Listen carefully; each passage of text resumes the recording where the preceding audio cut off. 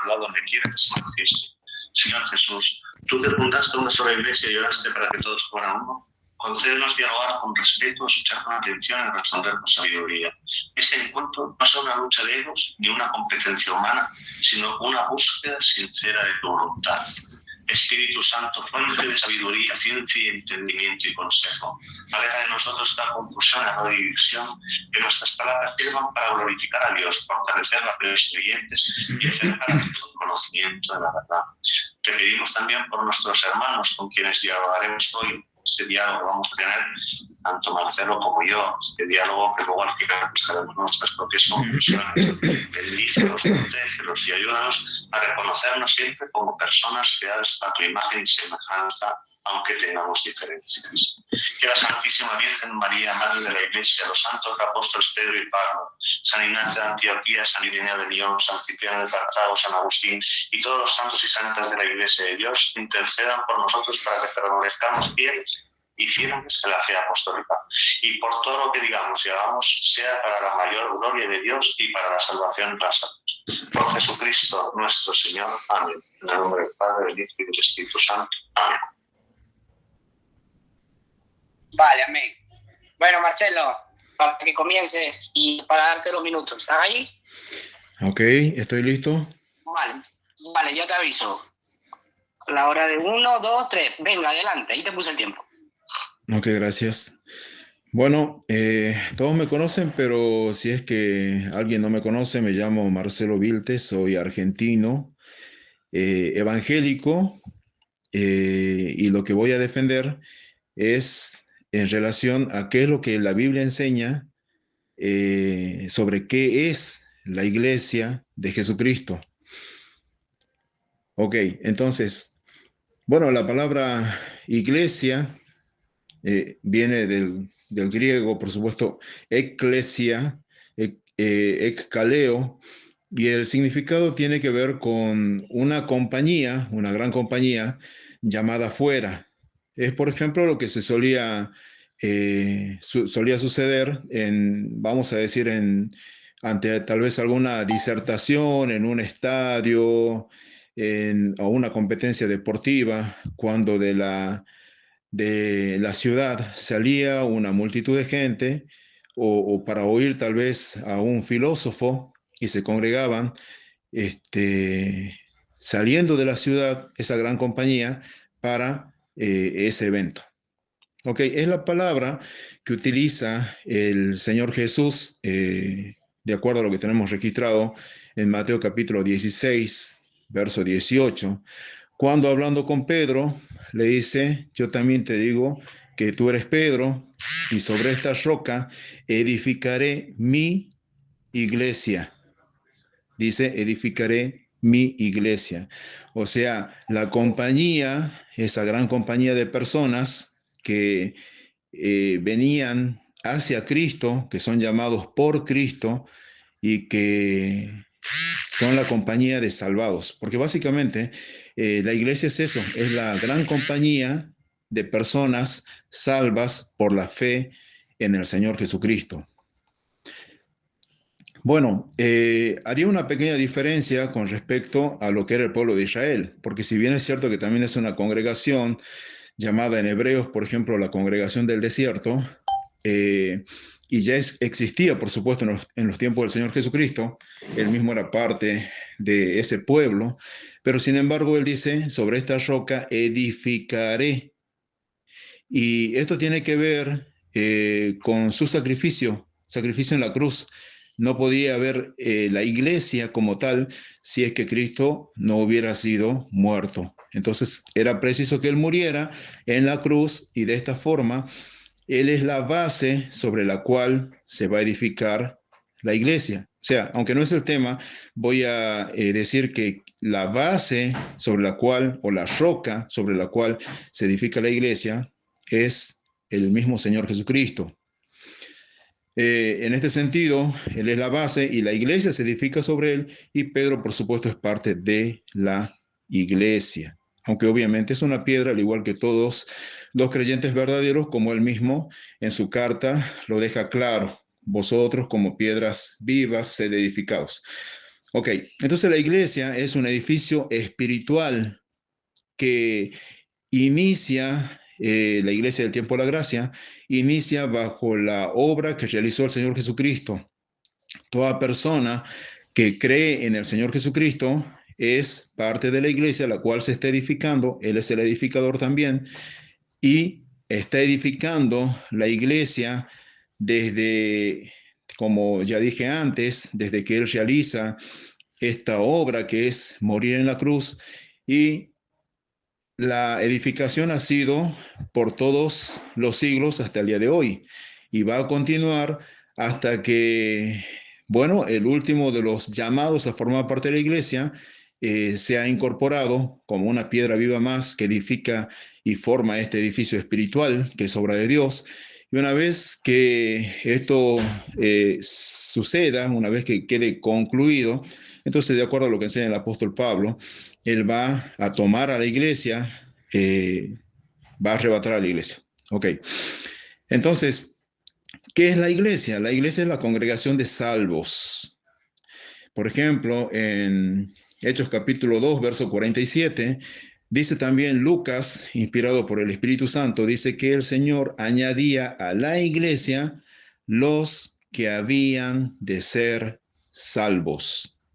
O sea, la iglesia no está formada por personas no salvas, sino que son añadidos, porque el Señor los añadía, en concordancia con lo que Él dijo, sobre esta roca edificaré. Él es el edificador. El Señor añadía a la iglesia los que habían de ser salvos. Bueno, también el apóstol Pablo en Efesios capítulo 5, verso 25 al 27 nos habla, diciendo, por ejemplo, maridos, amad a vuestras mujeres, así como Cristo amó a la iglesia, dice, y se entregó por ella. Obviamente acá es el sacrificio que realiza el Señor en la cruz. Se entregó a sí mismo por ella, dice, para lavarla, purificarla, a fin de presentársela a sí mismo como, dice, una novia pura, que no tiene mancha, que no tiene arruga. Entonces, repito de nuevo, la iglesia es la gran compañía de salvos. Ahora, ¿qué no es la iglesia?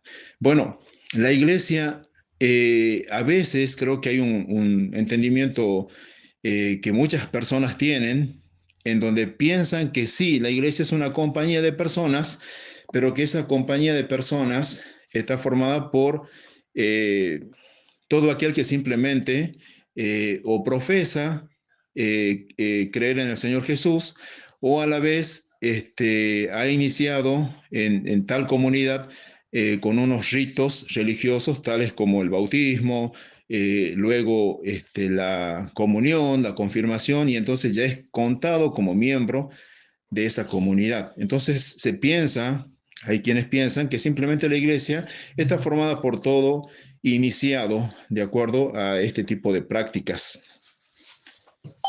Pero no, no es así. Entonces tenemos que distinguir lo que es la iglesia, según lo que enseña la palabra de Dios, de lo que es un grupo o una gran compañía de personas profesantes solamente, o dicho de otro modo, de personas que pueden formar parte de una comunidad, mas no conocen al Señor Jesús. Entonces, esto creo que es importante entenderlo porque se confunde mucho. Entonces, por ejemplo, en los diferentes grupos, sea, por ejemplo, en el gran grupo llamado Iglesia Católica, Apostólica y Romana, tienen una X cantidad de personas en el mundo, vamos a decir, en cada pueblo. Muchos dicen, somos católicos simplemente porque, bueno, he sido bautizado, luego de eso hice la comunión, la confirmación, y ya es parte de esa comunidad religiosa, mas no necesariamente de la Iglesia de Cristo. O sea, una cosa es, y lo mismo vale, por supuesto, para el grupo de evangélicos y protestantes. El hecho de haber nacido en un hogar donde los padres son evangélicos no hace que el niño ya forme parte de la iglesia de Cristo. aún cuando hubiera sido presentado, cuando asista. ¿Por qué? Porque el asistir a los cultos, a la misa, sí, te puede hacer religioso. Y aunque tú puedas tener unos ciertos ritos de iniciación y comunión y confirmación, eso no te hace miembro de la Iglesia de Cristo. Sí te puede hacer miembro de una comunidad, sea católica, romana, evangélica, adventista o cualquier otra, pero no necesariamente de la Iglesia de Cristo. Entonces, entiendo que acá hay una gran confusión por parte de muchas personas. Entonces, desde el catolicismo se suele decir, por ejemplo, la Iglesia de Cristo es la comunidad a la que se le llama Iglesia Católica Apostólica y Romana. Bueno, yo diría que no. ¿Por qué? Porque evidentemente en ese gran grupo hay muchas personas que van a terminar en el infierno. Van a ser juzgados, van a terminar en el infierno, no son salvos. El Señor Jesucristo, por ejemplo, él propuso algunas parábolas, como la parábola del trigo y la cizaña, en donde el Señor básicamente está diciendo de que hay un señor que tiene un campo en donde sembró trigo, pero resulta ser que el siervo le dice, mira, hay cizaña en tu campo, y el Señor dice, esto es obra de un enemigo. Dice el siervo, ¿quieres que quitemos la cizaña? Y el Señor dice, no. Dice, dejen que crezca junto lo uno con lo otro. Dice, porque no sea que al querer quitar la cizaña, quiten también el trigo. Pero en el tiempo de la siega, entonces la cizaña va a ser envuelta en manojos para ser quemada y el trigo va a ser guardado en el granero. Entonces, la cizaña parece trigo, pero es cizaña, no es trigo. Y el trigo no es cizaña, aunque tengan un cierto parecido. Pero luego, obviamente, en el momento de que, en el momento de la cosecha, ya el trigo tiene su gavilla y la cizaña tiene otro fruto pequeño. Entonces, ese es el punto. Y también el Señor Jesús dice en Mateo 7:21 al 23, dice, no todo el que me dice Señor, Señor, entrará al reino de los cielos, sino aquel que hace la voluntad de mi Padre que está en los cielos. Y esto vale tanto para católicos romanos, también protestantes. ¿Por qué? Porque dice luego el Señor, en aquel día muchos me dirán, Señor, Señor, en tu nombre profetizamos, echamos fuera demonios, hicimos milagros, y yo les declararé, nunca os conocí, apartaos de mí, hacedores de maldad. O sea, el Señor obviamente conoce a todo ser humano, pero cuando dice nunca os conocí, es una forma de decir, ustedes no son míos. Ni por un segundo nunca fueron míos. Aunque ellos están diciendo, sí te conocemos, porque en tu nombre lo hicimos. Pero el Señor dice, yo no tengo nada que ver con ustedes, apartados de mí, hacedores de maldad. Entonces, el punto acá es que la iglesia de Cristo, la cual Él compró con su propia sangre, está abarcando a todos los verdaderos creyentes. Los profesantes, aquellas personas que no han tenido un real encuentro con el Señor Jesucristo, pueden ser miembros de la comunidad religiosa, sea protestante, evangélica o católica romana, mas no son la iglesia de Cristo. Entonces, ¿qué quiero decir con esto? Yo estoy seguro que dentro del catolicismo romano hay muchas personas que sí forman parte de la iglesia de Cristo, pero también estoy seguro de que muchísimas y muchísimas más que las que forman parte de la iglesia de Cristo, en un número mucho mayor, no son iglesia de Cristo, aunque sí sean católicos romanos y sean miembros del grupo llamado Iglesia Católica Apostólica y Romana. Adelante. Dale. ¿Cuál es la iglesia verdadera? Hermanos, la pregunta no es simplemente qué iglesia me gusta más o qué pastor predica mejor. La pregunta es cuál es la iglesia que Cristo fundó históricamente, que los apóstoles transmitieron, que los padres reconocieron y que han conservado la misma fe hasta ahora. La respuesta católica es muy clara. La iglesia verdadera de Cristo es la iglesia católica, no porque lo digamos por orgullo, sino porque lo muestran las escrituras, la historia de los padres de la iglesia. Primero os voy a explicar algunos términos fundamentales. La iglesia visible significa que la iglesia de Cristo no es solo una idea espiritual invisible, sino que tiene ministros, sacramentos, doctrina, autoridad y unidad. Sucesión apostólica significa que los obispos de la Iglesia vienen en continuidad histórica desde los apóstoles. No es que cualquiera se autoproclame pastor hoy, ¿no? Hay una transmisión de esa real autoridad. Católica viene del griego catholique, significa universal según la totalidad de la Iglesia universal, extendida por todo el mundo con la misma fe. Cisma, separación de la unidad visible de la Iglesia. Herejía, negación obstinada de una verdad de fe transmitida desde los apóstoles, de fe recibida y transmitida desde los apóstoles. Tradición apostólica, enseñanza transmitida por los apóstoles tanto oralmente como por escrito. Dios siempre quiso un pueblo visible. Desde el Antiguo Testamento, Dios no actúa solo con individuos aislados, Dios forma un pueblo. Lo podemos ver en Éxodo 19, 5 al 6, donde Dios dice: seréis para mí un reino de sacerdotes y una nación santa. Y esto es muy importante, porque Dios no dice cada uno crea por su cuenta. Dios forma un pueblo con alianza, sacerdocio, culto y autoridad. En Isaías 2, versículos 2, 3, dice: al final de los tiempos estaré firme en el monte de la casa del Señor. Hacia él confluirán todas las naciones. Aquí ya se anuncia una realidad universal. Las naciones vendrán a la casa de Dios, y esta profecía apunta a la Iglesia católica. ¿Por qué? Porque católica significa universal. También Isaías 22, del 20 al 22, aparece una figura fundamental. Pondré sobre su hombro la llave de la casa de David, abrirá y nadie cerrará, cerrará y nadie abrirá. ¿Por qué esto importa? Porque en el reino de David había un mayordomo principal, una especie de primer ministro que recibía las llaves del reino. Y Jesús toma esta imagen cuando le dice a Pedro: aquí te daré las llaves del reino de los cielos. Mateo 16, 19. Por tanto, cuando Cristo da las llaves a Pedro, no está diciendo algo de forma decorativa o aislada, sino que está estableciendo una autoridad visible en su reino. Cristo funda una sola iglesia, ha dicho Marcelo, estamos de acuerdo. Tú eres Pedro, y sobre esta roca edificaré mi iglesia, y las puertas del infierno no prevalecerán contra ella.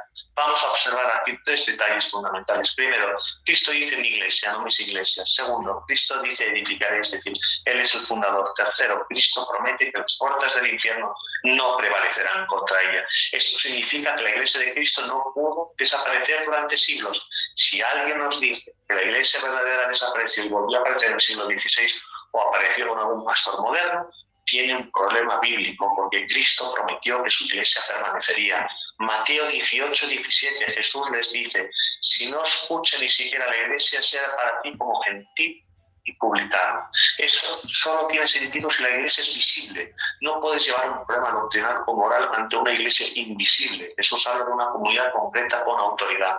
San Pablo, 1 Timoteo 3:15, lo confirma: la iglesia del Dios vivo es columna y fundamento de la verdad. Y esto es impresionante, increíble, porque San Pablo no dice que la iglesia es una simple asociación humana, dice que es columna y fundamento de la verdad. La Biblia es la palabra de Dios, pero la iglesia es la casa visible donde esa palabra se conserva, se comprende, se proclama y se interpreta correctamente. En Juan 17, 21, Jesús dice que todos sean uno para que el mundo crea. La unidad no es algo de lujo, la unidad es una señal para que el mundo crea. Por eso la división entre miles de denominaciones con doctrinas contradictorias no puede ser el ideal de Cristo. En Juan capítulo 10, versículo 16, Jesús dice: habrá un solo rebaño y un solo pastor. No dice habrá muchos rebaños independientes, dice un solo rebaño. Y San Pablo también enseña esto en Efesios 4, del 4 al 5, un solo cuerpo y un solo espíritu, un solo Señor, una sola fe, un solo bautismo, una sola fe, no muchas fees contradictorias. También Pedro recibe una misión especial en Mateo 16, 19. Jesús le dice a Pedro: a ti te daré las llaves del reino de los cielos. Las llaves significan autoridad. En Isaías 22, el que tiene las llaves administra la casa del rey. En Mateo 16, Pedro recibe las llaves de la casa mesiánica, que es la iglesia de Cristo. En Lucas 22, del 31 al 32, Jesús le dice a Pedro: yo he rogado por ti, para que tu fe no desfallezca, y tú cuando te conviertas confirma a tus hermanos. Cristo ora especialmente por Pedro y le encarga confirmar a los demás. Esto se llama primado petrino. Primado petrino significa que Pedro tiene una autoridad especial entre los apóstoles, no porque sea más santo, sino porque Cristo le dio una misión de unidad. Juan 21, del 15 al 17, Jesús le dice a Pedro: apacienta mis corderos, pastorea mis ovejas. El lenguaje es pastoral de Cristo, el buen pastor, encarga a Pedro cuidar su rebaño.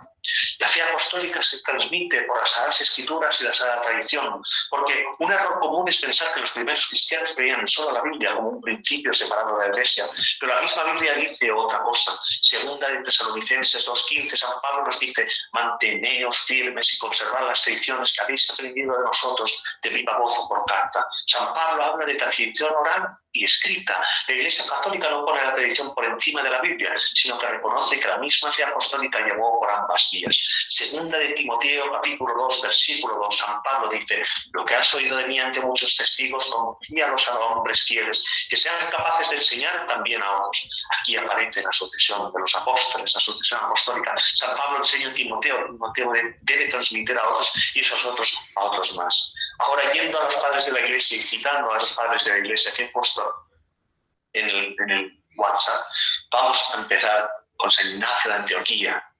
San Ignacio de Antioquía, obispo y mártir, discípulo del evangelista Juan o Pablo, pero recordarlo, y vivió muy cerca de la época apostólica. Esto es importante porque no estamos hablando de un autor de la época del medievo, sino de un cristiano primitivo. Has dicho anteriormente en un comentario: no, es que la Iglesia es católica, pero no romana. Te explico. La epístola de San Ignacio de los Romanos.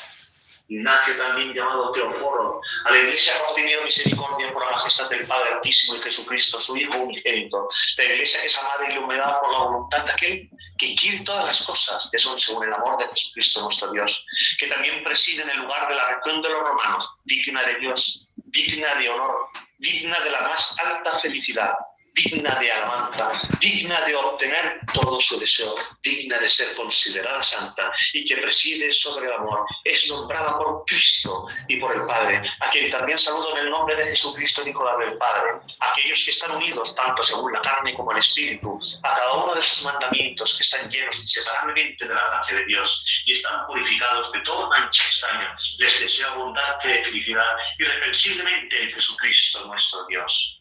Ahí vemos, y tanto en la carta a los Esmirniotas, capítulo 8, dice: donde aparece el obispo, ahí está el pueblo, así como donde está Jesucristo, ahí está la Iglesia Católica. Esta cita es fundamental en la esencia del cristianismo, porque ya vemos que en el año 107, San Ignacio de Antioquía cita esa expresión de católica, como bien ha comentado Marcelo, y esto demuestra que la palabra católica no fue un invento tardío, es un lenguaje de la Iglesia antigua. También dice en la carta a los Esmirniotas que nadie haga nada relacionado con la Iglesia sino el obispo. Aquí aparece una estructura episcopal. Episcopal viene de episcopos, que significa obispo, supervisor, pastor con autoridad. La Iglesia primitiva no era una comunidad donde cada uno interpretaba todo por su cuenta, había obispos. También San Ignacio de Antioquía añade en la carta a los Esmirniotas, que también ha sido añadido ahí en el WhatsApp: no es lícito bautizar ni celebrar la Eucaristía sin el obispo, pero todo lo que la puede, eso es agradable a Dios. Esto demuestra que la Iglesia antigua, los sacramentos no eran actos privados, estaban unidos a la autoridad apostólica. Si alguien dice que la Iglesia primitiva era solo Biblia y sin jerarquía, San Ignacio lo desmiente. Él habla de obispos, de presbíteros, de diáconos, de la Eucaristía válida de la Iglesia Católica. San Ireneo de Lyon, la Iglesia verdadera se reconoce por la sucesión apostólica. San Ireneo de Lyon escribió contra los herejes hacia el año 180. Su argumento es fundamental, porque los herejes también usaban los textos de las Sagradas Escrituras. Entonces San Ireneo pregunta: ¿quién conserva la enseñanza que viene realmente de los apóstoles? Y dice en su libro Contra las herejías, libro 3, capítulo 3, 1. Podemos enumerar a los que fueron instituidos obispos por los apóstoles y sucesores hasta nosotros. Esto se llama sucesión apostólica. No basta decir yo tengo la Biblia. También los herejes decían eso. La pregunta fundamental es: ¿tu comunidad viene históricamente de los apóstoles, Marcelo? Y continúa diciendo San Ireneo de Lyon: ¿cómo sería en el mismo capítulo y en el mismo libro? ¿Cómo sería muy largo enumerar las sucesiones de todas las iglesias? Indicaremos la atención de la Iglesia grandísima, antiquísima y conocida por todos, fundados y constituida en Roma por los poderosísimos apóstoles Pedro y Pablo. Aquí Ireneo usa Roma como punto de referencia. ¿Por qué, Marcelo? Porque Roma conservaba la enseñanza apostólica recibida de los santos y bienaventurados Pedro y Pablo. Y luego dice en el mismo libro, en el mismo capítulo, dice: es necesario que toda la Iglesia, o que toda Iglesia concuerde con esta Iglesia a causa de su autoridad providente. Y esto es una bomba. Es una bomba en la historia. ¿Por qué? Porque en el siglo II la Iglesia de Roma ya era considerada referencia de comunión y doctrina. San Ireneo de Lyon, enumera también la sucesión de Roma contra las herejías, libro 3, capítulo 3, 3. Los bienaventurados apóstoles, habiendo fundado y edificado la Iglesia, confiaron al Hijo del episcopado. A él sucedieron afecto por posteriormente. ¿Por qué esto importa? Porque la Iglesia Católica católica no se basa en una tradición moderna, tiene memoria histórica. Puede deciros, venimos de los apóstoles. La sucesión apostólica es como una cadena. Cristo envió a los apóstoles, los apóstoles establecen obispos, esos obispos ordenan a otros y así continúa la iglesia. Si rompes esta cadena y fundas una comunidad 20 siglos después, puedes ser enfermo, perfecto, puedes ser libre, perfecto, pero no tienes continuidad apostólica plena, ¿no? San Cipriano de Cartago también lo he puesto ahí en el grupo. No hay Cristo sin su iglesia. San Cipriano, obispo de Cartago en el siglo III, escribió una obra llamada sobre la unidad de la iglesia, como artista, es decir, la separación de la iglesia. Y dice sobre la unidad de la iglesia, sí, la esposa de Cristo no puede ser adúltera, es incorrupta y pura, conoce una sola casa. Aquí Cipriano llama a la iglesia esposa de Cristo. Esa imagen viene de la Biblia. San Pablo dice en Efesios 5:25, Cristo ama a la iglesia y se entregó por ella. Si Cristo tiene una esposa, no tiene muchas esposas contradictorias. La iglesia es una. San Cipriano en el mismo capítulo 6 sobre la unidad de la iglesia dice, quien se separa de la iglesia ya se une a una adúltera. Se separan de las promesas de la iglesia. Y eso suena muy fuerte, pero la iglesia es fundamental. Separarse de la unidad de la iglesia no es algo ligero. Luego viene una frase muy importante sobre la unidad de la iglesia en el mismo capítulo que dice, no puede tener a Dios por padre quien no tiene a la iglesia por madre. La iglesia es madre porque por ella recibimos el bautismo, la fe, la Eucaristía, la enseñanza apostólica y la vida sacramental. Y luego continúa diciendo en el mismo capítulo, quien no sostiene esa unidad no sostiene la ley de Dios. No sostiene la fe del Padre ni del Hijo, no sostiene la vida ni la salvación. Y esto conecta con el Evangelio de Juan. Cristo quiere unidad. La división rompe el signo visible del Evangelio de nuestro Señor. San Cipriano usa una imagen bíblica impresionante, la túnica de Cristo. El Evangelio de Juan 23, 19, 23 a 24 dice, la túnica era sin costura, tejida en una pieza de arriba abajo. Los soldados la rasgaron. San Cipriano interpreta esta túnica como un símbolo de la Iglesia. Sobre la unidad de la Iglesia siente este sacramento de unidad, este vínculo de concordia inseparablemente cohesionada, se expone en el Evangelio cuando la túnica del Señor no se divide ni se corta. Aquí hay una palabra fundamental, sacramento de unidad. Sacramento en este contexto significa signo sagrado de una realidad invisible. La túnica indivisa representa la Iglesia indivisa. Continúa diciendo en el mismo capítulo sobre la unidad de la Iglesia 7, no puede poseer la túnica de Cristo quien divide y separa la Iglesia de Cristo. Y esto es fundamental, porque Cristo no dejó una túnica rasgada, Cristo dejó una Iglesia una. Por eso dividir la Iglesia no es un simple desacuerdo administrativo, es herir el cuerpo invisible de Cristo. Y San Cipriano sobre la unidad de la Iglesia en el siguiente, en el apartado 8, dice, ¿quién es tan malvado e infiel? ¿Quién es tan insensato con la locura de la discordia? Como para creer que la unidad de Dios puede dividirse o atreverse a rasgar la vestidura del Señor, la Iglesia de Cristo. Y luego dice, habrá un solo rebaño y un solo pastor. Juan 10:16. Cipriano explica que no puede haber muchos rebaños separados como si todos fueran igualmente la misma cosa. La unidad pertenece a la esencia de la Iglesia. Y también cita 1 Corintios 1:10, os ruego, hermanos, que todos habléis una misma cosa y que no haya divisiones entre vosotros. Esto es fundamental. San Pablo no celebra la división de doctrina, la condena. San Agustín, el gran doctor de la gracia, es uno de los mayores doctores de la Iglesia que combatió a los maniqueos, a los dogmatistas y a grandes herejes, quien usaban los textos de las Escrituras y argumentos religiosos. Dice San Agustín, contra la epístola fundamental de Mateo 5:6, yo no creería en el Evangelio si no me moviera ahí la autoridad de la Iglesia católica. Ahora, esta frase es fundamental para discutir con la persona que cree solo la Biblia y está en contra de la Iglesia. Agustín no está despreciando las Sagradas Escrituras, al contrario, la está defendiendo, pero dice algo lógico. ¿Cómo sabes qué libros pertenecen al Evangelio? ¿Cómo sabes que Mateo, Marcos, Lucas y Juan son escrituras inspiradas? Lo sabes porque la Iglesia católica recibió los construyó y los transmitió. Es decir, vemos que la Iglesia, la Biblia no cayó del cielo por las manos. La Iglesia existía antes de que el canon del Nuevo Testamento estuviera definido universalmente. La Iglesia predicaba, celebraba la Eucaristía y ordenaba obispos antes de que muchos cristianos tuvieran una lista completa de los libros de Judas. Usar las Sagradas Escrituras como hace nuestro hermano Marcelo para atacar a la Iglesia Católica es como cortar la rama sobre la cual uno está sentado. San Vicente de Leris, en la regla católica de la paz, Vicente de Leris en el siglo V explica cómo distinguir la fe verdadera de las novedades heréticas. en su Comonitorio 2 dice: en la Iglesia Católica misma debemos tener el máximo cuidado de mantener la fe que ha sido prohibida en todas partes, siempre y por todos. Esto se conoce como el canon vicentino. También todo lo que estoy leyendo de estas citas que estoy escribiendo de ellos están todas en el WhatsApp aportada. Canon aquí significa regla o criterio, es decir, no se refiere al canon bíblico, sino a una regla para reconocer la doctrina apostólica. San Vicente dice que la fe verdadera tiene tres notas: universalidad, creída en todas partes; antigüedad, creída siempre; consenso, creída por todos los testigos fieles a la Iglesia. Y también dice: debemos fortalecer nuestra creencia de dos maneras: primero por la autoridad de la ley divina, luego por la tradición de la Iglesia Católica. Esto demuestra que la Iglesia antigua no separaba la Biblia de la tradición. La Biblia debe leerse dentro de la fe viva de la Iglesia. Tato de Milei, siglo IV, discute contra los donatistas un grupo separado de la Comunión Católica. Dice: contra los donatistas dos, no puedes negar que sabes que la ciudad de Roma fue concedida primero a Pedro la cátedra episcopal. Y añade que en esta cátedra se conserva la unidad. ¿Qué significa cátedra? Cátedra significa el sede de enseñanza y autoridad, y de ahí viene la palabra catedral, que es la iglesia donde está la sede del obispo. La cátedra de Pedro significa la autoridad pastoral y doctrinal confiada a Pedro y continuada en sus sucesores. Por tanto, argumenta contra los cismáticos diciendo: si quieren saber dónde está la unidad, mire la comunión con la cátedra de Pedro. En el credo, nosotros los católicos decimos: creo en la Iglesia que es una santa, católica y apostólica. Estas son las cuatro notas de la Iglesia primitiva. Una: Cristo fundó una Iglesia. Juan 17, 21. Efesios 4, 4, 5. Juan 10, 16.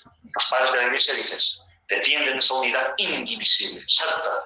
Es santa porque Cristo es su cabeza y el Espíritu Santo la vivifica, aunque haya pecadores dentro de ella. Efesios capítulo 5, versículo 25 al 27.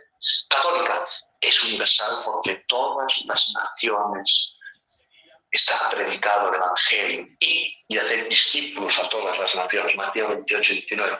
San Ignacio usa la expresión Iglesia Católica. Apostólica, viene de los apóstoles y conserva su enseñanza. Efesios 2, 20. Edificado sobre el fundamento de los apóstoles y los profetas. San Irineo, los padres de la Iglesia apelan a la sucesión de los obispos desde los apóstoles y apelan a la cátedra de Pedro, a la Iglesia Católica.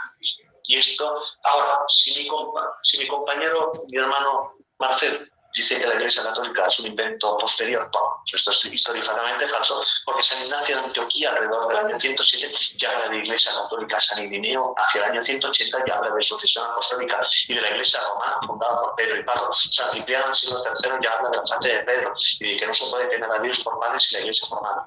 Ahora, la pregunta es: ¿dónde estaban las denominaciones del señor Marcelo y todas las denominaciones protestantes en el año 107?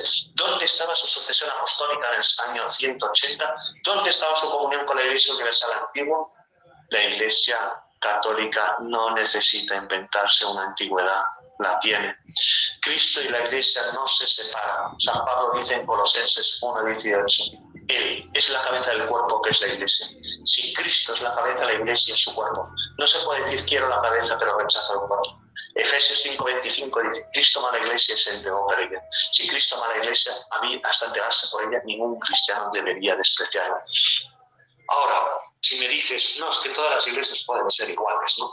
No pueden ser iguales si enseñan doctrinas contradictorias, hermano Marcelo. Una iglesia dice que el bautismo salva, otra dice que es solo un símbolo. Una dice que la Eucaristía es el cuerpo de Cristo, otra dice que es solo el pan. Una dice que se puede perder la salvación, otra dice que no. Una acepta la autoridad apostólica, otra la rechaza. La verdad no puede contradecirse. San Pablo lo dice: un solo Señor, una sola fe, un solo bautismo. Efesios 4:5, no dice muchas veces. Ahora, para finalizar, que no sé cuánto tiempo me queda. ¿Cuánto tiempo me queda? 20 segundos. Vale, ya menos de 20 segundos. La Iglesia verdadera cumple tres pruebas. Primera prueba lógica. Cristo fundó una sola Iglesia visible con autoridad, unidad y misión universal. Segunda, prueba histórica. Esa Iglesia aparece en los primeros cristianos, aparece en los primeros siglos. Esa Iglesia aparece en los primeros siglos con obispos, Eucaristía, sucesión apostólica, comunión universal de referencia a Roma. Y acaba. Tercera prueba patrística. San Ignacio de Antioquía habla de la Iglesia Católica. San Ireneo habla de la sucesión apostólica y de Roma. San Cipriano habla de la cátedra de Pedro y de la Iglesia. y la Iglesia Madre San Agustín recibe el Evangelio por autoridad de la Iglesia Católica. San Vicente de Leves enseña la regla de la fe católica. Por eso, con todo mi respeto a los hermanos protestantes, la Iglesia de Cristo es una santa, católica y apostólica, y esa Iglesia subsiste históricamente en la Iglesia Católica. Cristo no fundó una comunidad.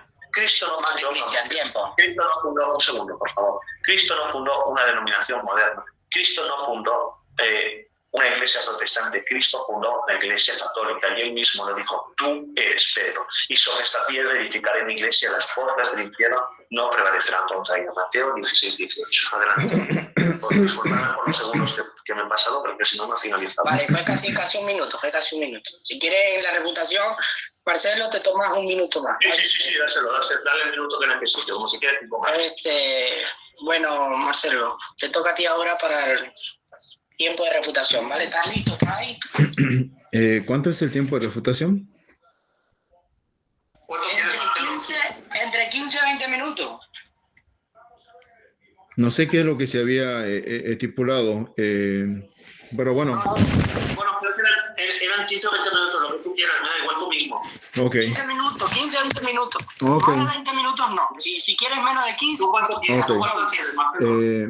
Bueno, depende de cómo lo vaya desarrollando. No creo que sea tanto. Súmale un minuto más, ¿vale? Por el minuto que yo me he tomado. Sí. Tranquilo, no hay problema. ¿Quieres un minuto más? Sin problema. No hay problema. Un minuto más. Bueno, Marcelo, ¿estás listo para ponerte el tiempo?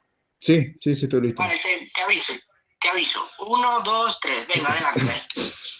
Bueno, en primer lugar, a ver, la razón de este debate tiene que ver, yo propuse que hagamos el debate, pero es debido a que yo ayer estuve oyendo, por supuesto, un diálogo que se daba entre dos personas que forman parte de este grupo, y en un momento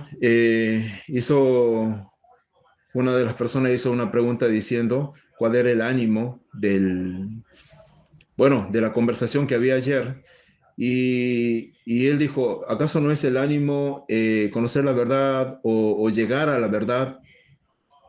Y la respuesta fue sí, ese es el ánimo, pero claro, o sea, en el momento pareciera como que no, como que más bien era despotricar un poco, como que más bien era una crítica, como que más bien pareciera que fuera a ver quién tiene la razón.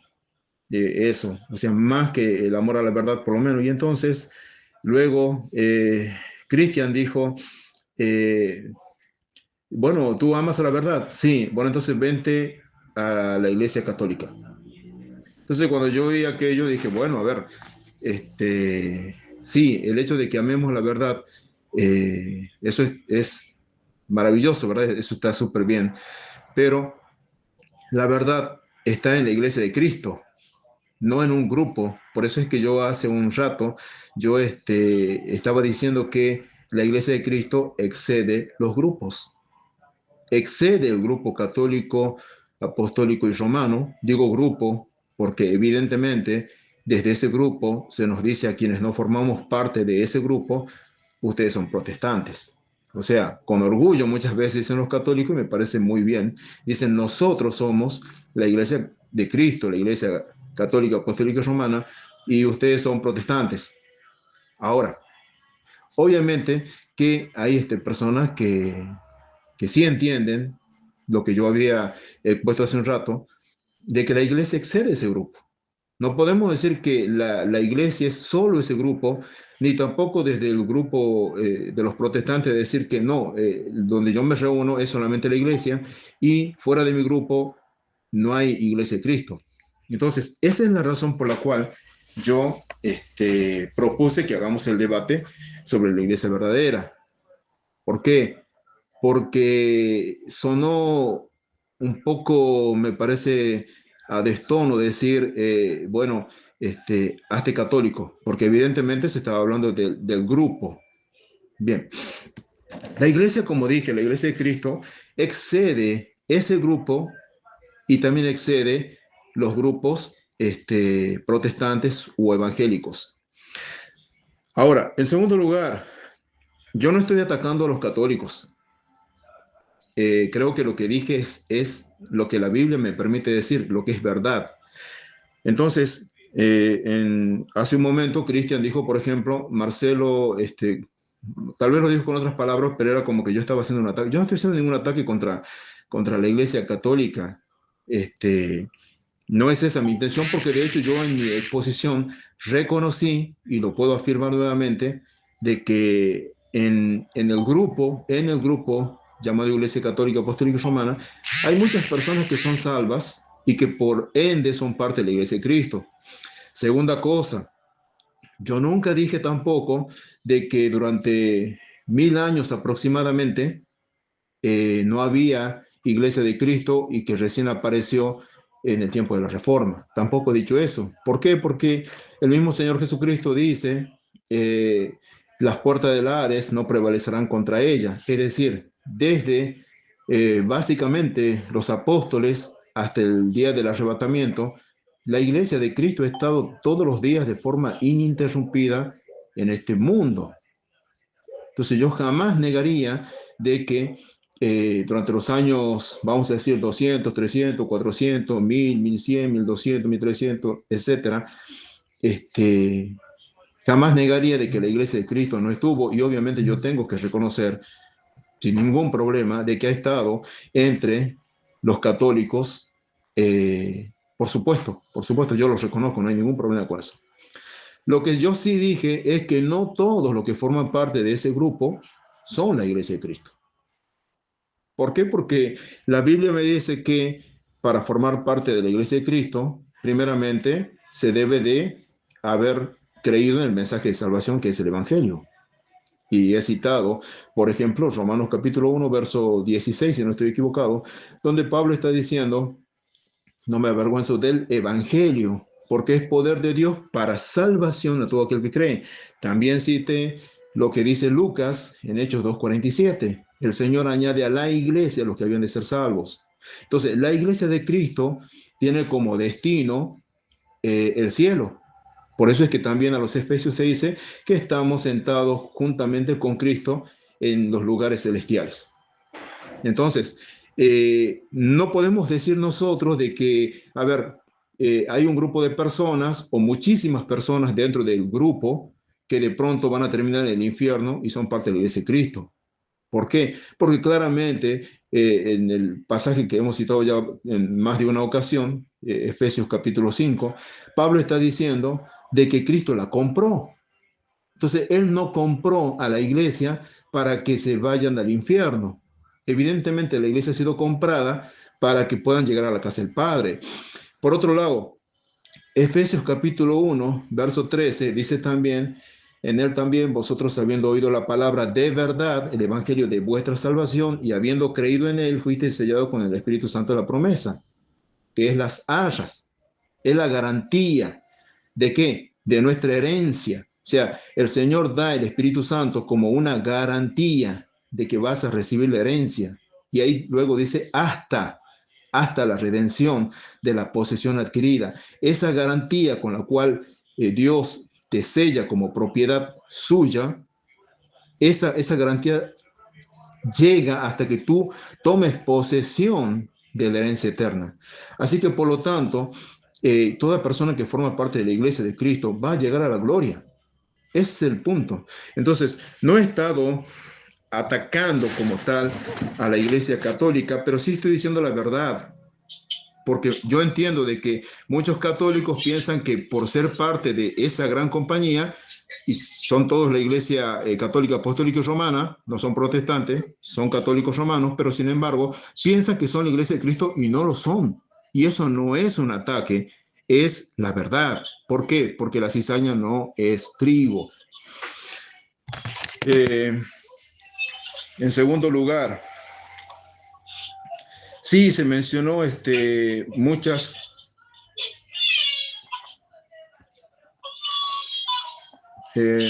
no sé si... se mencionó ciertas características y algunas características, por supuesto, habría que analizarlas. Tal vez no alcance el tiempo para eso. Por ejemplo, la misma fe, se habló de la misma fe y obviamente, de acuerdo a lo que dice el apóstol Pablo a los Efesios, es una fe. y tiene que haber una fe. ¿Y cuál es esa fe? Bueno, tiene que ver con lo que enseña el mensaje del Evangelio. Y básicamente el mensaje del Evangelio enseña que todo ser humano es pecador. Por eso es que Cristo murió. ¿Por qué? Porque los pecados tenían que ser expiados. Entonces, sí o sí, el mensaje del Evangelio tiene que ver con los pecados. Si no, no habría muerte. Si no, no habría lago de fuego. Si no, Cristo no tendría que haber muerto. Así que, por lo tanto, la verdad de que todo ser humano es pecador es parte del Evangelio. Segunda verdad, hay un juicio y una condenación, es parte del Evangelio. Tercera verdad, Cristo murió como sustituto de los pecadores que creen en Él. Entonces, esto es el Evangelio y Pablo está diciendo, también vosotros habiendo oído la palabra de verdad, el Evangelio de vuestra salvación. La persona que cree en este mensaje, que cree, por supuesto, lo que yo diría que son doctrinas básicas, de que Dios es un ser que existe en tres personas y de que la segunda persona de la deidad se hizo hombre y murió para ser sustituto, como dice, por ejemplo, Juan 3:16. Toda persona que cree esto de corazón sincero es añadido a la iglesia, como dice en Hechos 2:47, y es salva. Entonces, esa es la fe. Cuando hablamos de una fe, es esa. Ahora, yo no estoy diciendo que todos los grupos absolutamente tienen personas que son creyentes verdaderos y que son salvos y que son parte de la iglesia. Yo no estoy diciendo eso. ¿Por qué? Porque reconozco que hay algunos grupos que no enseñan eso. Entonces, la fe tiene que ver con nuestra condición y la obra que realizó el Señor Jesús. Ahora, obviamente que hay algunas doctrinas que, que no tenemos en común y que, por cierto, yo tampoco creo que muchas de las doctrinas que en este momento está sustentando la Iglesia Católica y Apostólica y Romana sean realmente las doctrinas que los apóstoles dijeron. Yo lo que creo es que muchas de esas doctrinas, aunque no es el tema de debate de hoy, muchas de esas doctrinas sí están bastante distorsionadas de lo que realmente dicen las escrituras. No tengo problema con la tradición, pero cuando la tradición tiene contradicción con lo que dice la escritura, sí lo tengo. Entonces, ese es el punto. Yo pudiera decir de los protestantes lo mismo, pero también lo puedo decir de la Iglesia Católica. Para eso tenemos las escrituras y no puede haber una contradicción. Entonces, yo sí veo dentro de la Iglesia Católica, Apostólica y Romana hoy que hay varias doctrinas que sí están en contradicción con lo que dice la escritura.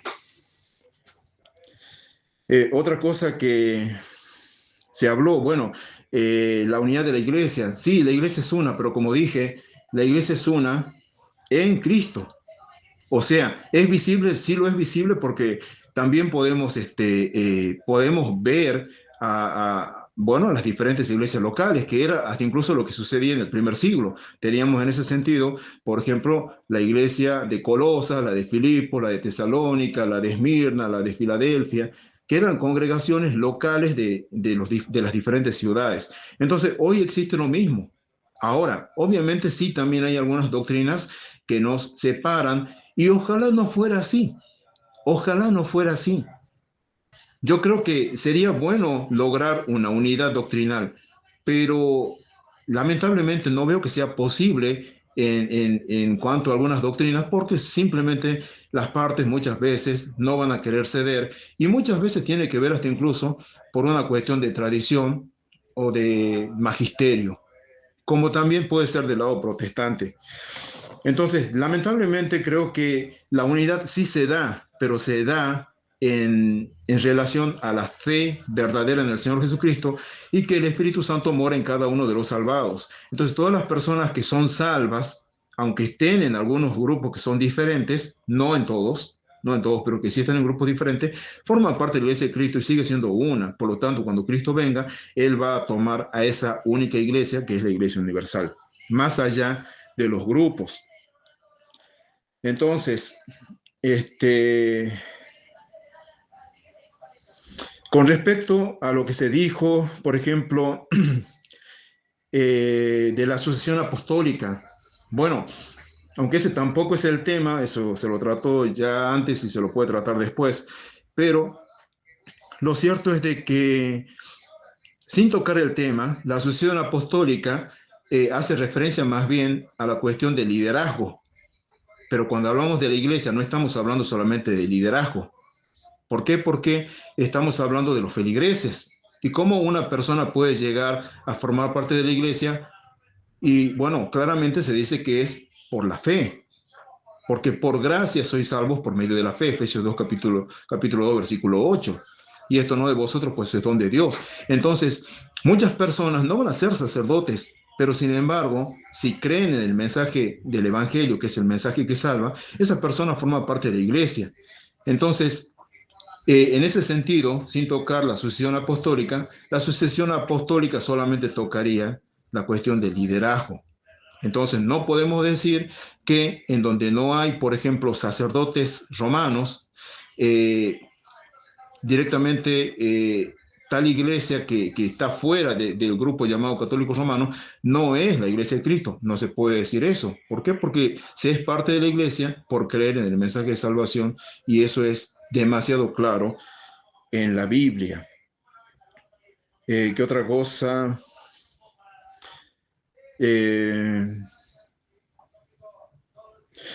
Me preguntaba también Cristian si es que mi comunidad viene directamente de los apóstoles. Bueno, tanto Cristian como yo, o cualquiera de los que estamos acá, ninguno tiene 100 años, ¿verdad? Estamos en este momento en el siglo XXI. Entonces, en ese sentido, obviamente que no podemos, no tuvimos un conocer personalmente a los apóstoles, porque hay casi 20 siglos que nos separan.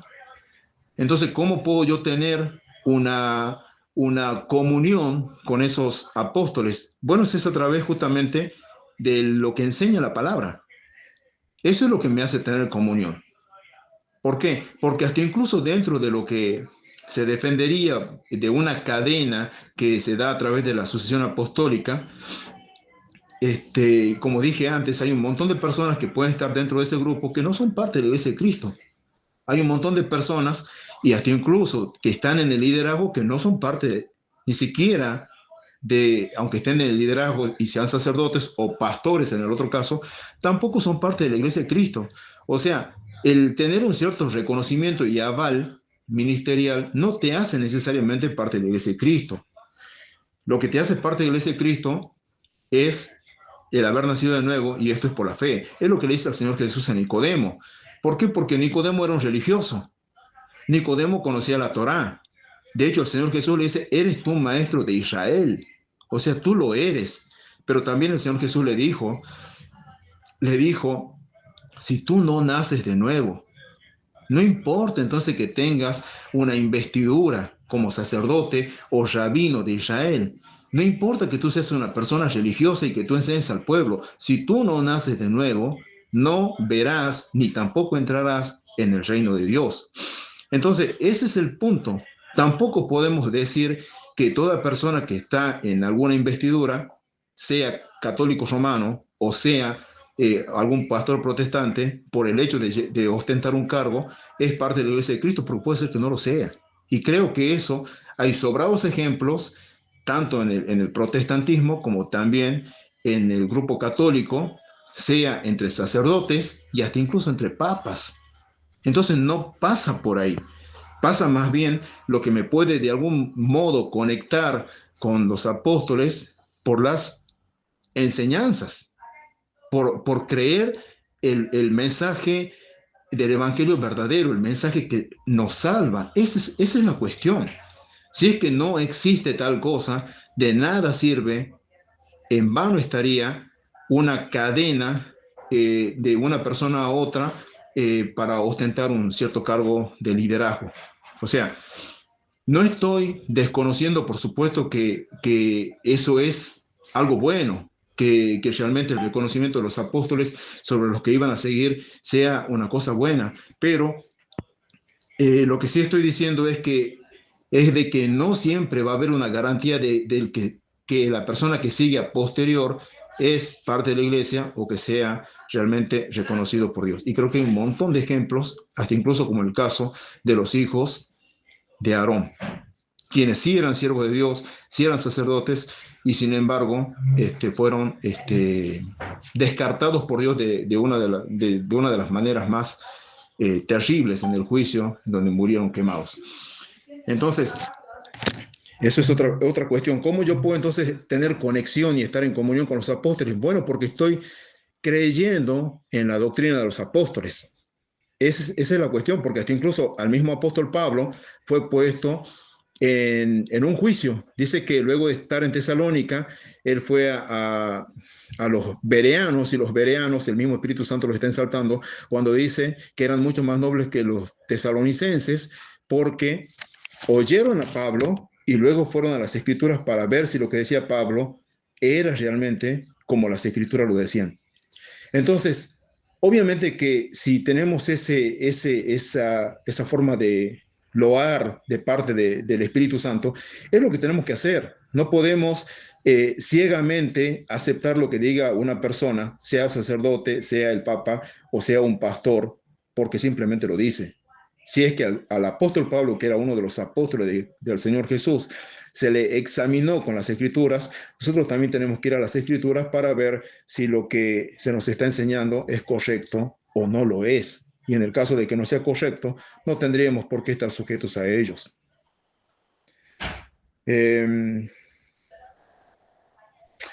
Otra cosa. Ok, luego también se habló de la tradición. Bueno, si bien es cierto que a los tesalonicenses se les escribe en relación a eso, recordemos de que el apóstol Pablo está escribiendo una carta y que antes de eso él estuvo de modo presencial enseñando. Entonces, esas enseñanzas o doctrinas, porque son doctrinas, les está diciendo que las retengan. Entonces, obviamente que en el primer tiempo, cuando todavía no estaba escrito el Nuevo Testamento, las enseñanzas, las doctrinas, o también llamadas tradiciones, fueron las que se les entregó a través de los apóstoles a las iglesias. Entonces, a eso es a lo que se refiere Pablo cuando dice que lo retengan. Ahora, luego de eso nosotros tenemos el testimonio que los apóstoles dejaron a través de cartas y básicamente las doctrinas para la iglesia fueron ya fundadas o presentadas por los apóstoles. La iglesia ya tiene las doctrinas sobre las cuales se tiene que regir. Ahora, otra cosa es doctrinas que estén en contradicción con las escrituras. Ese es el punto. O sea, yo no digo a ver, al menos nosotros como cuando hablamos de sola escritura, los protestantes, tenemos las escrituras como la máxima norma. Ok, muchas gracias. Vale, Marcelo, mira, te dejé 20 minutos y un minuto más, ¿vale? Entonces, nada, ¿estás listo, Cristian, para ponerte tu tiempo de presentación? Sí, 20 minutos. Yo tengo 20 minutos, ¿no? Sí, ya tengo. 1, 2, 3, venga, adelante. Hay verdaderos creyentes en distintos lugares en donde la Iglesia de Cristo desciende a la Iglesia Católica visible y no pueden identificarse con ella. Esa conclusión no es bíblica ni física. La Biblia no enseña que la Iglesia de Cristo es una suma invisible de creyentes dispersos en grupos contradictorios. La Biblia presenta una iglesia visible fundada por Cristo y dictada sobre los apóstoles con autoridad, sacramentos, pastores, disciplinarios, doctrina y unidad. Tú dices, la verdad está en la Iglesia de Cristo, no en un grupo. Pero aquí hay que aclarar algo. Cuando los católicos decimos que la Iglesia Católica es la Iglesia de Cristo, no estamos diciendo que sea un grupo humano como un grupo religioso, estamos diciendo que es un grupo visible, histórico, apostólico, autonómico. San Pablo nos dice, Él es la cabeza del cuerpo, que es la Iglesia. Colosenses 1:18. 1 Corintios 12:27 dice, vosotros sois el cuerpo de Cristo y cada uno en particular miembros de fe. La Iglesia es cuerpo y un cuerpo no es una idea invisible. Un cuerpo tiene forma, estructura, miembros, cabeza, orden y unidad. Cristo no fundó una abstracción espiritual, fundó una iglesia concreta. Por eso Mateo 18:17 Jesús dice, si no escuchas a la iglesia, sea para ti como gentil y publicano. Ahora, ¿cómo se puede escuchar una iglesia invisible? ¿Cómo se puede llevar un conflicto ante una realidad que no tiene rostro, ni autoridad, ni pastores, ni estructura? Jesús está hablando de una iglesia identificada. En Mateo 16:18, como bien citó Marcelo, puro Pedro sobre esta piedra edificará mi iglesia. Cristo me dice, edificar una comunidad espiritual dispersa en denominaciones contradictorias. Dice, mi iglesia, singular, una, visible, permanente, Y luego dice, las puertas del infierno no prevalecerán contra ella. Esto significa que esa iglesia no podía desaparecer de la historia. Si tú dices que la iglesia verdadera existe de todos los grupos y no puede identificarse históricamente con ninguno, entonces debes de responderme. ¿Dónde estuvo visiblemente esa iglesia durante los primeros siglos? ¿Quiénes fueron sus obispos? ¿Dónde celebraban la Eucaristía? ¿Qué doctrina enseñaban? ¿Qué concilios celebraron? ¿Qué canon bíblico reconocieron? ¿Qué sucesión apostólica tenían? Porque una iglesia sin historia visible no es la iglesia de Mateo 16 ni la de Mateo 18. Tú has dicho que muchos católicos tienen infierno, por supuesto, y evangélicos. Eso puede ser cierto, pero eso no demuestra que la iglesia católica no sea la iglesia de Cristo. ¿Por qué? Porque Jesús mismo enseñó que en el reino había trigo y cizaña, como tú bien has dicho. Mateo 13, 24, 30, dejar crecer juntamente lo uno y lo otro hasta la siega. La parábola no enseña una iglesia invisible de puros adornos, enseña que en el campo visible habrá trigo y cizaña hasta el final. También entre los 12 había Judas. La presencia de Judas destruyó la autoridad apostólica, no. La presencia de los malos cristianos destruyó la iglesia, no. San Agustín lo explicó contra los donatistas. La iglesia, la historia es un cuerpo mixto donde conviven santos y pecadores hasta el juicio final. Porque tu argumento falla. Es decir, que hay malos católicos no prueba que la iglesia católica sea falsa o que no sea la iglesia verdadera. Solo prueba lo que Cristo ya había anunciado, que habría trigo y cizaña en el campo visible.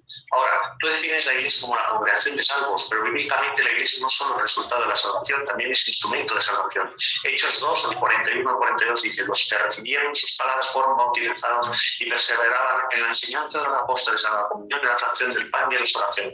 Observa estos elementos: bautismo, doctrina apostólica, comunión visible, fracción del pan, es decir, Eucaristía, oración litúrgica comunitaria. Eso es iglesia visible. No dice creyeron individualmente y quedaron como creyentes dispersos. No, fueron incorporados a una comunidad apostólica exacta. Hechos 2:47 dice: el Señor añadía cada día a la iglesia los que se iban salvando. Si Dios añade a los salvos, pero ¿a qué los añade? A una iglesia visible que preserva la enseñanza apostólica, comunión, fracción del pan y oración. San Pablo en 1 Timoteo 3:15 dice: la iglesia es el Dios vivo, columna y baluarte y fundamento de la verdad. Eso es fundamental. Pablo no dice que la iglesia sea. Pablo no dice, un segundo, por favor, poner en silencio a Javier. Y para el tiempo. Javi, por favor, ponte en silencio. Perdón, ya te el tiempo. Llevas 3 minutos con 30 segundos. Dale, pues adelante. San Pablo dice en 1 Timoteo 3:15: la iglesia es el Dios vivo, columna y fundamento de la verdad. Y este texto es fundamental porque Pablo no dice que la iglesia es una realidad invisible, sino autoridad doctrinal. La llama columna, es decir, aquello que sostiene, fundamento, aquello sobre la cual algo se apoya, de la verdad, no de opiniones religiosas. Entonces, cuando tú dices la verdad está en la iglesia de Cristo, no en un grupo. El católico tiene que responder y responde. Exactamente, la verdad está en la iglesia de Cristo, pero esta iglesia no es invisible ni amorfa. San Pablo la llama casa de Dios, columna y fundamento de la verdad. Una casa se identifica, un fundamento sostiene una estructura concreta. Efesios 2:20. Edificado sobre el fundamento de los apóstoles y profetas, siendo Cristo la piedra angular. Aquí está la doctrina católica completa. Cristo es la piedra angular. Los apóstoles son fundamentos ministeriales. La iglesia está edificada sobre ellos. Por eso el católico no niega que Cristo sea la roca suprema. Cristo es el fundamento principal. Pero eso no excluye que Pedro y los apóstoles sean el fundamento subordinado. También Apocalipsis 21:14 dice: la muralla de la ciudad tenía 12 fundamentos y sobre ellos los 12 nombres de los 12 apóstoles del Cordero. Es decir, la Jerusalén celestial tiene fundamento apostólico, fundamentos apostólicos, la iglesia histórica también. Por eso basta decir: yo creo en Cristo. Nos tenemos que preguntar: ¿estoy en la doctrina apostólica? ¿Estoy en la comunión apostólica? ¿Estoy en la iglesia que históricamente viene de ellos? San Ignacio de Antioquía usa católica solo como universal, no como nombre de grupo, pero hay que leerlo en completo. San Ignacio, hacia el año 107, dice: donde aparece el obispo, allí está el pueblo, allí como donde está Jesucristo, está la iglesia católica. Carta a Esmirna, 8 a los enseñanzas. Fíjate bien, Ignacio no dice: donde están los creyentes invisibles, ahí está la iglesia católica. Dice: donde está el obispo, ahí está el pueblo. Su iglesia católica es episcopales, visibles, sacramentales, jerárquica. Y también dice: no hagas nada concerniente al iglesia obispo. Y añade: no os lícito bautizar ni ciudadano por los pies, sino al mismo senatorio bautizado. Esto no es protestantismo, esto no es una iglesia invisible, esto es un catolicismo primitivo. Y San Ignacio dice en la carta a los romanos: La Iglesia que preside en el lugar de la región de los romanos, la que preside sobre el amor. Esta frase tiene una nota que escribe Ignacio, escribe varias cartas a las iglesias de Éfeso, Magnesia, Claras, Filadelfia, y escribe una Roma, pero eso a Roma la atribuye un lenguaje de presidente especial. No le habla a Roma una comunidad cualquiera, le reconoce una dignidad singular, y esto es antes de Constantino, por si acaso, por si no lo sabíais, antes de los concilios de Nicea, antes de la Edad Media, antes de cualquier supuesto invento romano, como suelen decir algunos protestantes. Roma ya aparece como un lugar especial en el cristianismo. Y San Ireneo comparte a los herejes. ¿Y cómo lo roban? Dice, cada uno de la Biblia y decida, ¿no? Dice, podemos enumerar los listos establecidos por los apóstoles y sus sucesores hasta nosotros. Esto es sucesión apostólica, dice, incaremos la tradición de la Iglesia grandísima, antiquísima y conocida por todos, fundada y constituida en Roma por los dos gloriosísimos apóstoles Pedro y Pablo. Y después dice, con esta Iglesia, a causa de su autoridad eminente, debe concordar toda Iglesia. Este texto destruye totalmente la tesis de que la Iglesia verdadera es una realidad que simplemente excede los grupos. Para Ireneo, la Iglesia verdadera se puede localizar históricamente, tiene obispos, tiene sucesión, tiene tradición apostólica, tiene referencia petrina, romana. San Cipriano no puede tener a Dios por padre que no tiene a la Iglesia formada. También lo he citado anteriormente. Esto no significa que la persona inscrita externamente sea automáticamente santa. Significa que la vida cristiana normal se recibe la comunión visible de la Iglesia. También dice, el que abandona la cátedra de Pedro a la cual está fundada la Iglesia cree estar en la Iglesia. Para Cipriano la unidad no es invisible, es comunión visible, cátedra, obispo, Iglesia, unidad. Ahora, Marcelo dice, la Iglesia verdadera son todos los verdaderos creyentes. Pero entonces nos surge esta pregunta, ¿quién determina quién es verdadero creyente? Un bautista dice una cosa, un pentecostal dirá otra, un calvinista dirá otra, un luterano dirá otra, un adventista dirá otra, un anglicano dirá otra, un unitario dirá otra, un testigo de Jehová dirá otra. Si no hay autoridad visible, todo queda en interpretación privada. Según Pedro 1:20, ninguna profecía de la Escritura sin interpretación privada. San Pablo dice, os ruego que habléis todos una misma cosa y que no haya divisiones entre vosotros. Primera de Corintios 1:10. Ahora, el protestantismo produce exactamente todo lo contrario, división doctrinal permanente. Ahora, dices, grupo católico romano, estás usando una categoría modernista, moderna, ¿no? Para realizar una realidad antigua, porque la Iglesia Católica no es un grupo superior del cristianismo, es la Iglesia histórica que aparece en los primeros siglos, con obispos, presbíteros, diáconos, Eucaristía, bautismo sacramental, sucesión apostólica, con Roma, concilios, canon bíblico, doctrina pública, liturgia, mártires, padres apostólicas. ¿Dónde estaba la comunidad evangélica moderna en el año 107? ¿Dónde estaba tu confesión de fe? ¿Dónde estaban tus obispos? ¿Dónde estaba vuestra Eucaristía? ¿Dónde estaba vuestro canon bíblico definido? ¿Dónde estaba vuestra sucesión apostólica? No existía. Ahora tú dices que los católicos reconocemos a los protestantes como hermanos separados, y eso probaría que vosotros también formáis parte de la Iglesia Católica Universal. Pero hay que matizar, Marcelo, la Iglesia Católica enseña que los bautizados válidamente fuera de la plena comunión católica están unidos de modo imperfecto a la Iglesia. Puedes ver el documento Unitatis Redintegratio, si quieres lo puedo pasar luego cuando acabemos. Pero eso no significa que tus comunidades o las comunidades protestantes sean de la Iglesia de Cruz. Significa que conservan elementos de la Biblia, bautismo, fe en Cristo, algunos dones del Espíritu. Pero la plenitud de los medios de salvación subsiste en la Iglesia Católica. También puedes ver el documento Unitatis Redintegratio, el documento Dominus Iesus. La palabra fundamental es plenitud. Puede haber elementos de verdad de la comunión visible, pero la plenitud apostólica, sacramental y doctrinal permanece en la Iglesia Católica. Te voy a decir un ejemplo. Si, por ejemplo, alguien tiene una página de un libro verdadero, esa página puede ser verdadera, pero no tiene el libro completo. Y el protestantismo conserva verdades cristianas, pero separadas de la plenitud sacramental y apostólica. Ahora, tú dices que católica significa universal, correcto, pero los padres significa más que extensión. Significa universal en qué sentido? Universal en extensión para todas las naciones. Universal en doctrina, conserva toda la fe apostólica. Universal en sacramentos, posee todos los medios de gracia. Universal en comunión, que está unida en torno a los obispos y a la sede apostólica. Y San Vicente de Lérins dice, la Iglesia Católica misma debe mantener lo que ha sido creído en todas partes, siempre y por todos. Eso no es una invisibilidad continua, es una tradición pública histórica de reconstruir. Ahora, tú dices que se entra en la Iglesia creyendo en el Evangelio. Es verdad, pero es completo. Hechos 2:38, Pedro dice, arrepentíos y bautícese cada uno de vosotros en nombre de Jesucristo para el perdón de los pecados. No dice, creen interiormente, dice arrepentimiento, bautismo, perdón de pecados, don del Espíritu Santo. Y Mateo 16:16 Jesús dice, el que cree sea bautizado se salvará. Y en Juan 3:5 Jesús dice, el que no nazca de agua y del Espíritu no puede entrar en el reino de Dios. La entrada normal a la iglesia no es solo una experiencia interior, es fe y bautismo. Por eso desde el principio la iglesia bautizada. Hechos 2:42 preservaban la doctrina de los apóstoles, la comunión, la fracción del pan y la oración.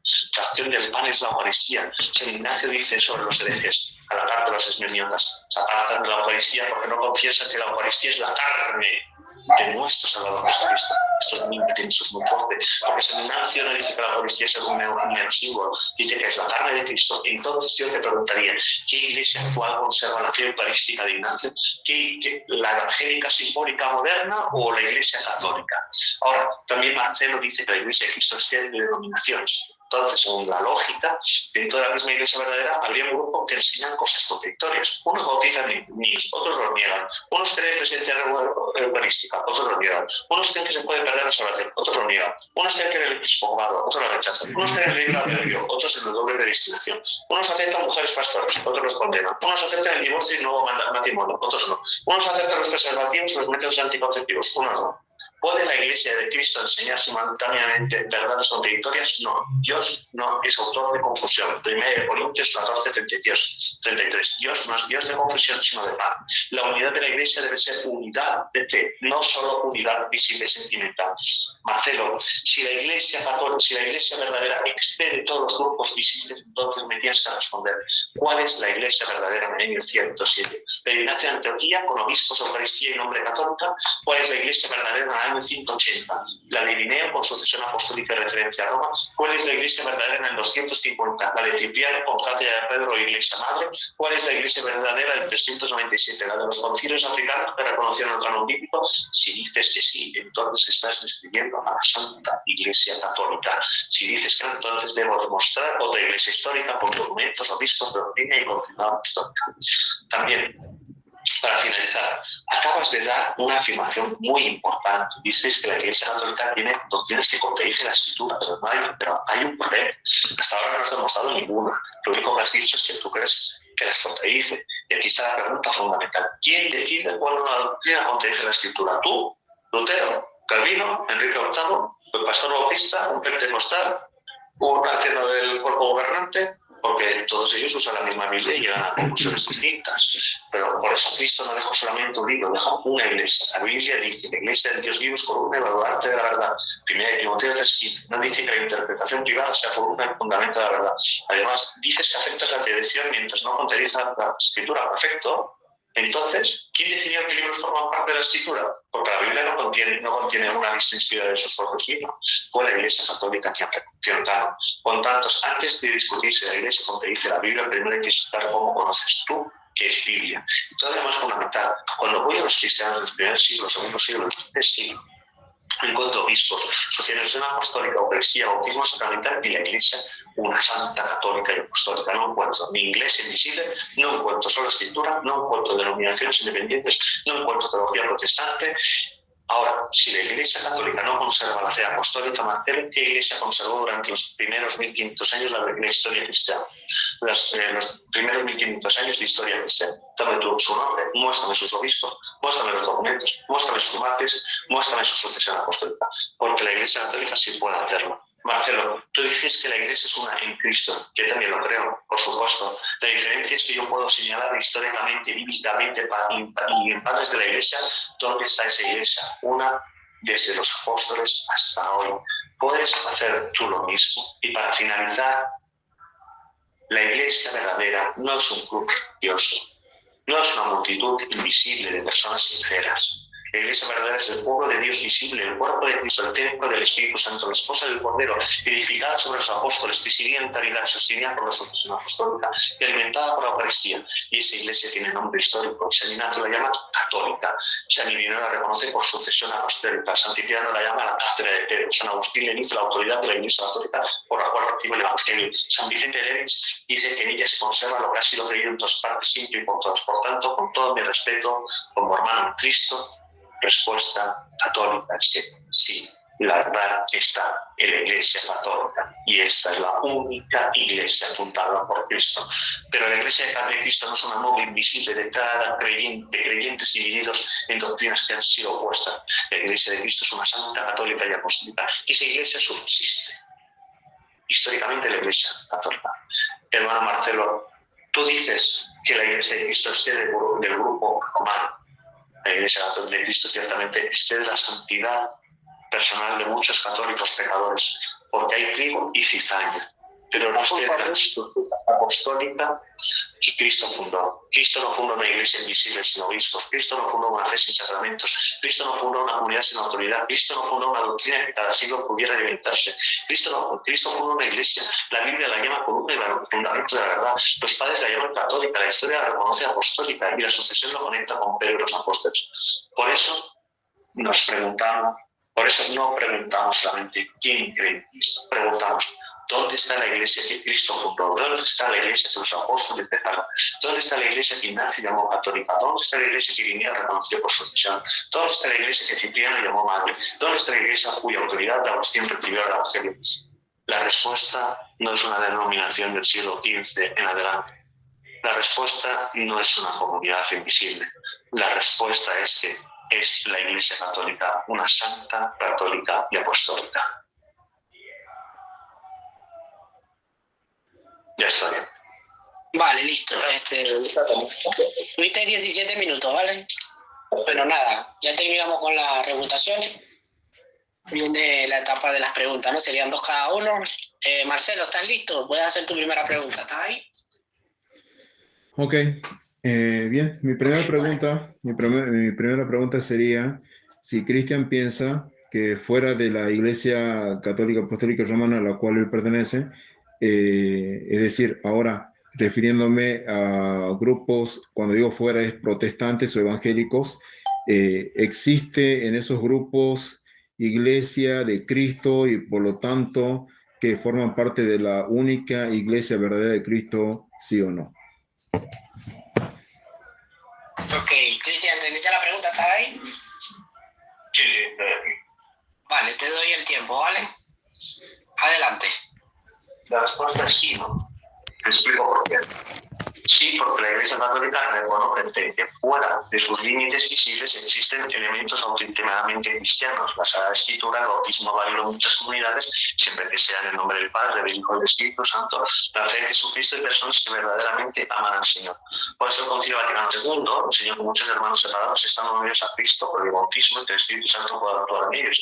Pero la respuesta es no si por iglesia entendemos la plenitud de la iglesia fundada por Cristo. Porque Cristo no fundó solamente una relación espiritual invisible entre creyentes. Cristo fundó una iglesia visible, apostólica y unida, solamente. Ahora, ¿hay cristianos verdaderos entre los protestantes? Claro que sí, por supuesto. ¿Subsiste la plenitud de la iglesia fundada por Cristo? No. ¿Por qué? Porque la iglesia fundada por Cristo posee ciertas características que encontramos desde los tiempos apostólicos. Sucesión apostólica, episcopado válido, cristiá válida, unidad doctrinal, comunión universal y continuidad histórica desde los apóstoles. Cuando voy a San Ignacio de Antioquía, encuentro obispos, Eucaristía y Iglesia Católica. Cuando voy a Irineo, encuentro sucesión apostólica, comunión con Roma. Cuando voy a Cipriano, siglo III, encuentro la Cátedra de Pedro y la Unidad Visible. Por lo tanto, la posición católica no es todo protestante es condenado, ¿no? No está condenado, ¿no? La posición católica es que todo lo que hay de verdadero y santo en las comunidades protestantes procede en última instancia de aquello que Cristo confió a su iglesia. Y precisamente porque reconocemos que hay elementos cristianos en estas comunidades, deseamos la plenitud, la unidad de Él. Ahora,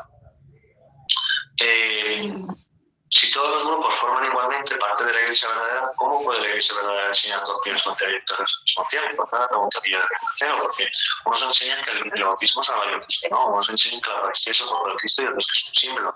Unos enseñan que se puede perder la salvación, otros que es imposible perder. Algunos enseñan el episcopado más apostólico y otros lo rechazan. ¿Puede el Espíritu Santo enseñar simultáneamente doctrinas opuestas? No. Habrá un solo rebaño y un solo pastor. Juan 10:16, San Juan, una fe. Por eso la cuestión no es si existen cristianos sinceros fuera de la iglesia. La cuestión es dónde se encuentra la plenitud de la iglesia que Cristo fundó. Y cuando acudimos a las Sagradas Escrituras, a la historia de los padres apostólicos, encontramos una sola respuesta bíblica, teológica, histórica, que es la Iglesia pura, santa, católica y apostólica. Vale, Cristian, vienes tú con tu primera pregunta. No, espera, tendría que haber réplica. Y yo no tengo problema con que haya réplica. Corresponde que si hay una pregunta, hay una respuesta y una réplica de quien hace la pregunta. Y yo te tengo luego que responder. ¿Cómo? Si tú haces la réplica, yo te contrarréplico. Yo creo que no es necesario porque tú ya respondiste la pregunta que yo te hice. Yo puedo hacer una réplica y ya. Tú cuando hagas la pregunta, yo te responderé y puedes hacer la réplica también. Si quieres, como nunca ha habido la contrarréplica, bueno, eso no se ha hablado, ni es ni pero como no has hablado, si quieres yo te hago la pregunta, y luego tú me haces la pregunta, yo te hago la pregunta y ya finalizamos así, hasta que llevamos una hora. No, pero escucha, hasta incluso en el debate que se hizo anteayer hubo réplica. No hubo réplica. No, sí lo hubo. No te fijaste bien, pero sí hubo réplica. Era pregunta, respuesta y una réplica. Y eso tienes que saberlo porque tú estuviste debatiendo ayer con Boris y contra mí. Yo hablo del debate nuestro por Marín. Eso no hubo réplica. Ok, bueno, perdón, es en el debate de ayer, entonces sí, tienes razón. Es en el debate de ayer donde hubo réplica. Y me parece que debiera de haber réplica. Aunque sea un minuto de réplica, tendría que haber. Para el siguiente debate, ¿te parece bien? Es que no sabía dialogado este tema. Ok, está bien, voy a dejarlo lo mismo para la conclusión, no hay problema. Haz tu pregunta entonces. Sí, mira. La conclusión. Si la Iglesia Católica no es la Iglesia fundada por Cristo y no es la verdadera, ¿en qué año desapareció exactamente la Iglesia verdadera? ¿Quién la hizo desaparecer y cómo pudo desaparecer si Jesús prometió que las puertas del infierno no prevalecerían contra ella y que Él estaría con ella hasta el fin de los tiempos? Ok, te respondo. Bueno, yo creo que esta pregunta está un poco fuera de lugar debido a que en mi exposición y también en mi refutación, yo dije de que ni estaba atacando a la Iglesia Católica y es más, yo afirmé de que la Iglesia de Cristo ha estado desde Pentecostés, por darle un punto de inicio, hasta el presente y va a seguir estando hasta el arrebatamiento de la misma. Así que por lo tanto, en ningún momento dije yo que la Iglesia de Cristo no ha estado. Así que la pregunta veo como que no tiene que ver ni con ninguna de las afirmaciones que hice anteriormente. Lo que yo dije, y eso es lo que me sostengo, es de que, a ver, el trigo no es cizaña, la cizaña no es trigo. Así de sencillo. El hecho de que la cizaña crezca juntamente con el trigo no hace parte ni del sembradío original, porque ese señor solamente sembró trigo, no sembró cizaña, y de hecho que cuando se le dice que en el campo había cizaña, lo que el Señor dice, esto es obra del enemigo. Ahora, si tú vas, por ejemplo, a Hechos 2:47, dice que quien añadía a la iglesia no es el enemigo añade la cizaña. El Señor dice, el Señor añadía a la iglesia los que habían de ser salvos. Y lo mismo pasa cuando el Señor Jesucristo le dice a Pedro, sobre esta roca edificaré. ¿Quién es el que edifica? Es el mismo Señor Jesús. Entonces tú no me puedes poner, por ejemplo, la cizaña como parte de la iglesia. Yo no niego de que entre cristianos verdaderos que forman parte de la iglesia haya pecado y que a veces todos podamos pecar y que hasta incluso en alguna ocasión haya pecados que son groseros. Yo no lo niego, pero una cosa es decir que personas que no son salvas por ser simplemente parte del grupo son parte de la Iglesia de Cristo. Eso es lo que yo dije desde un principio. Entonces no estoy diciendo que no haya habido una continuidad de la Iglesia, estoy diciendo que solamente desde el primer momento hasta el arrebatamiento de la Iglesia de Cristo es básicamente todos los creyentes verdaderos. Aquellas personas que son solamente profesantes y son creyentes falsos no forman parte de la Iglesia de Cristo, aunque se hayan formado parte, por ejemplo, del catolicismo en todo este tiempo, y simplemente se van a perder. ¿Por qué se van a perder? Porque no tenían el Espíritu Santo, que es la garantía de Dios por la cual las personas que lo poseen van a llegar a la gloria. En este caso, los que no tienen esa garantía, los que no tienen una fe real, son los que caen dentro de lo que el Señor Jesucristo dice: nunca os conocí, apartaos de mí, hacedores de maldad. Ok, vale. Terminamos con la primera pregunta cada uno. Tu segunda y última pregunta, Marcelo. Ok, bueno, la segunda pregunta que yo haría es si es que Pedro cuando en el capítulo 16 de Mateo el Señor se dirige a Pedro, si es que Pedro es, si es que Pedro es la roca sobre sobre la cual se edifica este edificio espiritual que es la iglesia. Ahora, si Pedro es esa roca, de acuerdo a lo que mismo el Señor Jesús dice, las puertas del Hades no prevalecerán contra ella, creo que tiene que ser de tal magnitud la fortaleza de esa roca para que realmente no prevalezca el infierno. Entonces la pregunta es esa, si es que Pedro es la roca sobre la cual la iglesia se edifica o si es que Pedro es parte de la iglesia. Vale, Cristian. Adelante, Cristian. Ningún católico cree que Pedro sea la roca por su cuerpo humano. Incluso, dame un segundo, por favor, para el tiempo, porque voy a añadir aquí una captura de pantalla del Logos a Logos, del Strong. Evangelio de Juan, capítulo 1, versículo 42. Un momentito.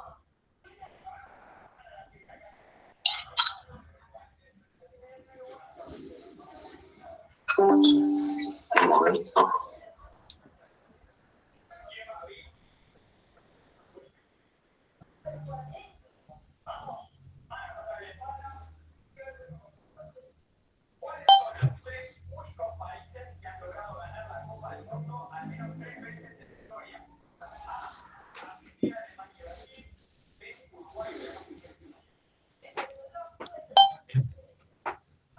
Juan 1:42. Tú serás llamado Cefas, que quiere decir roca. La Iglesia Católica jamás ha enseñado que Pedro sostiene a la Iglesia por sus propias capacidades. Ahora, ¿quién sostiene a Pedro? Cristo. En Mateo 16:18 no dice, Pedro se sostendrá a sí mismo. Jesús dice, yo edificaré mi Iglesia. El sujeto de la acción es Cristo. El constructor es Cristo. El dueño es Cristo. La Iglesia es de Cristo. Pedro no es el arquitecto, Pedro es el fundamento elegido por Cristo. Efesios 2:20, edificado sobre el fundamento de los apóstoles y profetas, siendo Jesucristo la piedra angular. Pablo llama fundamento a los apóstoles. Ahora, ¿los apóstoles reemplazan a Cristo? No. ¿Cristo sigue siendo la piedra angular? Sí. Ahora, aquí hay algo fundamental. Cristo es el fundamento principal. Los apóstoles son fundamentos secundarios. Por eso, Apocalipsis 21:14 dice, la muralla de la ciudad tiene 12 fundamentos y sobre ellos los nombres de los 12 apóstoles. ¿Significa eso que los apóstoles sustituyen a Cristo? Significa que Cristo quiso edificar su iglesia mediante ellos. Ahora, tú eres Pedro y sobre esta piedra edificaré mi iglesia. Y luego dice, aquí te daré las llaves del reino. Ahora, Marcelo, aquí está el problema del documento. Si Pedro no tiene un papel especial, ¿por qué solo él recibe las llaves? ¿Por qué no dice a vosotros os doy las llaves? Porque las recibe Pedro individualmente. Isaías 22:22. Jesús utiliza el lenguaje davídico, del reino davídico. Pondré sobre su hombro la llave de la casa de David. El que reciba las llaves no era el rey, era el administrador principal. El rey sigue siendo rey, pero establecía un mayordomo visible. Exactamente eso hace Cristo. Cristo sigue siendo rey, Pedro recibe un oficio. Ahora, tú has dicho, si Pedro era la roca, tendría que tener una fortaleza. No, porque la fortaleza no viene de Pedro, viene de Cristo. Simón, Satanás os ha reclamado para zarandearos con motivo, pero yo he robado por ti para que la toque antes. Aquí tienes que hacer una observación importante. Pedro no es fuerte por sí mismo. Pedro incluso negó a Cristo. La fuerza viene de la oración de Cristo. Y San Agustín explica esto maravillosamente. Pedro era la figura de la Iglesia. Pedro representa visiblemente a la Iglesia. La firmeza de Pedro no proviene de Pedro mismo, proviene de Cristo. San Juan Crisóstomo, sobre este hombre edificaré mi Iglesia. Pero inmediatamente aclaro que todo el poder procede de Cristo.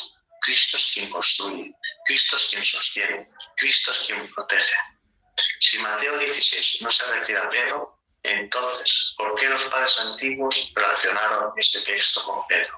Tertuliano, ¿quién eres tú para derrumbar la intención manifiesta del Señor que confió personalmente este poder a Pedro?